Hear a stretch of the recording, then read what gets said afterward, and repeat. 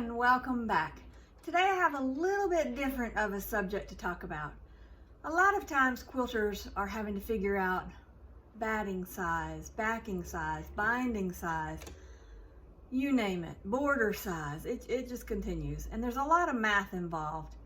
And well, if you're like me, a lot of times I'm too tired to figure out the math of it. I just don't feel like figuring that out. So the best way for me to do is to use this app. I want to show it to you. When customers come in trying to ask us how many yards do I need for this project or that project, there's no more guesswork in it. We don't have to calculate it. We just plug the information into this app, and it's as easy as that. It's helped a lot of our customers. It's helped us a lot of times. So let's get to this app and let me show you what it is. I'm going to show you on my phone so that you can see it, and we'll walk through the steps of the different uses for this app. So come along. Here's my phone so I can show it to you a little bit better. It's this app right here, the RK. It's called Robert Kaufman, Kaufman. That's the app. We'll open it up and we'll skip this banner. If you're wanting to figure out your backing, how much backing you would need for a quilt, then you'll click this button here that says backing and batting. It's a 43-inch bolt wide. So let's say our quilt is 72 by 90. We'll fill in those questions, the length and the width. If you're sending it to a long arm, you want to give them 4 inches on each side so that they can roll it up on the machine. If you're doing it yourself, you may not need that much, but if you're sending it to a long arm person, please give them the 4 inches. It's a whole lot easier instead of sewing a strip of fabric to the end of it. So then you're going to hit calculate. That's going to tell me that I can either need 5.5 or 6 2/3 yards of fabric, depending on how I lay horizontal or vertical. So of course I'm going to pick the 5.5 yards. So then I'll need 5.5 yards for that. Now for the backing. So now let's go somewhere else. So let's try to figure out binding. You're going to click binding.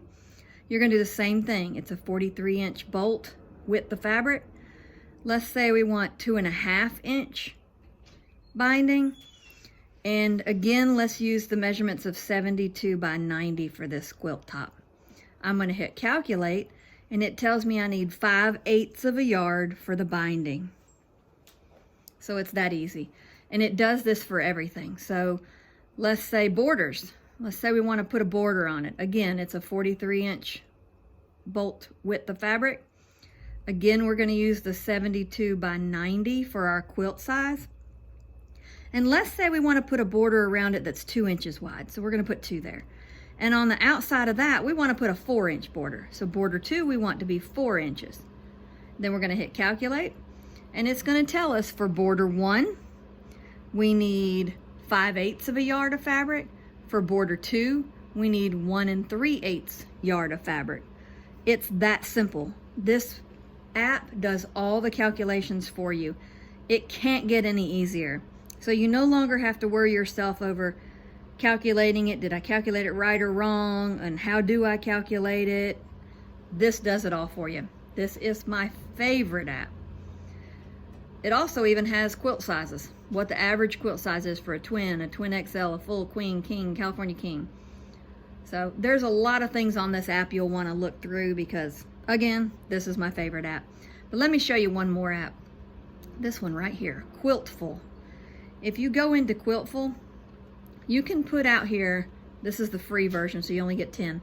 But you can put out here, you can buy it and do more in there, but the free app does 10 that you can put out there. You can create a project. So let's say I have 5 quilts at home. Okay, we know that's a joke. There's like 50 quilts in progress at home. But let's say we've got 5 at home in progress. We can create a project and put it in here. And we give it a name, we give it a description. Then we can go down and we can say like what the fabric line is, what the pattern's called, where it is. Let's say it's in the sewing room, in the cabinet by the window, or whatever. We can put that. We can put where we've completed the steps, like have we already picked the fabrics? Have we already picked the pattern? Well, yes and yes, or started.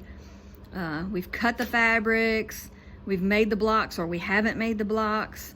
It can be to do, started, completed. You fill all that out, and then you know when you get back to that project, you know where it is, and you know where you're at in that that project. So let's say you start a project like normal quilters do, and 2 years later you come back to that project because you haven't finished it, but you need to finish it. So you pull it up in here, you find it, and it'll come back up here, and you'll say in your notes, where the project is, like it's in the sewing cabinet by the window. So this app is wonderful too. So check this one out too. This one is called Quiltful. So those are my 2 favorite apps for quilting. It's Robert Kaufman and Quiltful. So check those 2 out. It'll make your life a whole lot easier. So as a recap, those are my favorite 2 apps for quilting. It's the Robert Kaufman Quilting Calculator, and it's spelled Robert, Kaufman, Quilting Calculator, or Quiltful. Both of those apps have different purposes, but they are great apps to use while you're quilting or working on projects. So until next time, you guys have a great afternoon, enjoy what you're doing, and happy quilting.